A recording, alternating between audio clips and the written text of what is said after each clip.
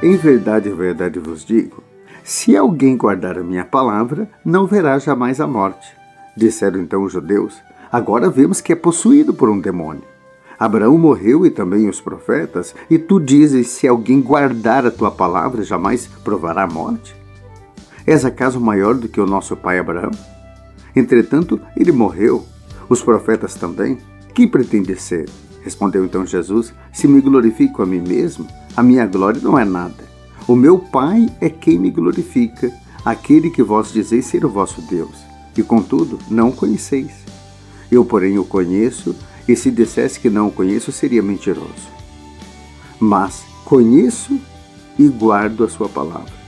Abraão, então, vosso pai, exultou o pensamento de ver o dia em que, de fato, esse dia chegaria do Filho do Homem. Os judeus então disseram, não tens ainda 50 anos? E vistes Abraão? Respondeu Jesus. Em verdade vos digo, antes que Abraão fosse, eu sou. Palavra da salvação, glória a vós, Senhor. Se quiseres hoje, podes me tocar. Se quiseres hoje, podes me tocar. Se quiseres hoje, podes me tocar. Se quiseres hoje, podes me tocar. Jesus nos fala da vida após a morte. Em verdade vos digo, se alguém guardar a minha palavra, não verá jamais a morte. Nós temos medo às vezes da morte, medo de morrermos cedo demais, deixarmos as pessoas e medo de perdermos quem a gente ama. Mas é interessante que para Jesus só vai experimentar a morte definitiva aqueles que não creem nele, porque aqueles que creem podem deixar o corpo, sim, a matéria, porém, mesmo morto, vivem na eternidade. É só uma passagem dessa vida para outra. Tanto é que Jesus chega a dizer em João 11:25, todo aquele que crê em mim, ainda que esteja morto, viverá. Significa, ainda que o corpo esteja morto.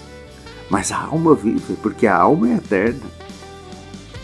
Agora, Jesus aqui tem que provar que ele é o próprio Deus falando. Jesus é o próprio Deus encarnado. Jesus é Deus feito homem. Sabe que no Antigo Testamento, uma das definições que nós encontramos sobre Deus é quando Moisés pergunta, quando eu for lá para libertar aquele povo do Egito, e me perguntar quem me enviou, e aí Deus diz, simplesmente diga que eu sou aquele que sou. É o eu sou que está mandando. Eu sou porque o verbo ser significa totalidade. Deus é antes, é agora e sempre será. Por isso uma definição perfeita, segundo a teologia de Deus. Ele simplesmente é, ele é a totalidade. Agora, veja que Jesus dá a mesma definição de que Deus deu dele mesmo no Antigo Testamento. Porque Jesus vai dizer aqui, responde Jesus, em verdade vos digo, antes que Abraão fosse, eu sou. No Evangelho de hoje, de São João, no capítulo 8, versículo 59, Jesus está dando a definição que Deus deu dele mesmo no Antigo Testamento.